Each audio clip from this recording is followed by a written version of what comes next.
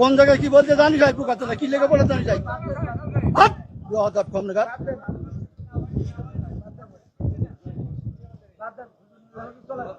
একদম বাস্ত করে দেবো সব একদম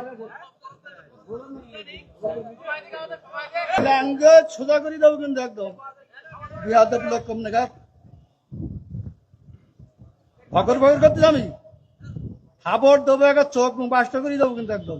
ভিডিওটি সম্পূর্ণ না দেখলে আপনি ঘটনাটির মূল সূত্রপাত কিছুই বুঝতে পারবেন না, তাই সম্পূর্ণ বক্তব্যটি শুনতে ভিডিওটির শেষ পর্যন্ত থাকবেন। যে একজন বক্তাকে, ইসলামিক শিল্পীকে যে কিরকম নিতে হলে এরকম অকথ্য ভাষায় গালিগালাজ প্লাস তাকে হুমকি ধামকিও দেয়, তো শেষ পর্যন্ত ভিডিওটি দেখুন কি ঘটেছিল এখানে। ইখতিলাফটা আলেমদের এই ইখতিলাফ এটা এখন শুধু না, বিশ্বনবী সাল্লাল্লাহু আলাইহি সাল্লামের সাহাবীদের যুগেও ইখতিলাফ ছিল। এটা মত পার্থক্য থাকবে।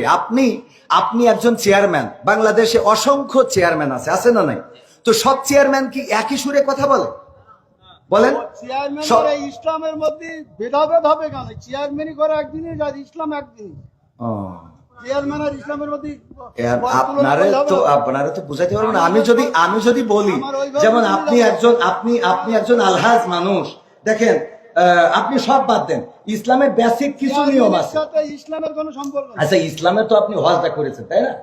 হজ করেছেন না? আমি যে প্রশ্নটা আপনার কলাম এখানে 600 লোক আছে, আপনি সঠিকভাবে উত্তর সঠিকটা আপনি তো উত্তরের আগেই তো বগর করতেছেন। আমার উত্তরটা দিতে দেন, আমার কথা তো বলতে দেবেন। তা বলতে না দিলে আমি কি করে বুঝাবো? ফালতু কথা বলিছেন, বলো খবরদার। ল্যাঙ্গুয়েজ সোজা করেন না, সোজা করে দেবো কিন্তু একদম। ল্যাঙ্গুয়েজ সোজা করে বলেন। আমি বলছি আমার কথা তো বলতে দেবেন। ল্যাঙ্গুয়েজ সোজা করে দেবো কিন্তু একদম বিহাদব লোক কম নাগাদ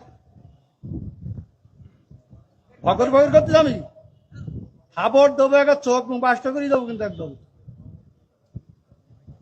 আমি প্রশ্ন করলাম যে একজন লোক বলছে যে আলহামদুলিল্লাহ নামাজ পড় না, শুরু না বললে নামাজ আমি ফালতু করতেছি। আমি বলছি আমার উত্তরটা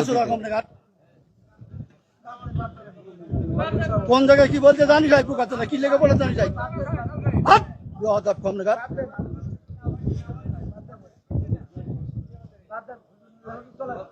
একদম বাস্ত করে দেবো সব একদম।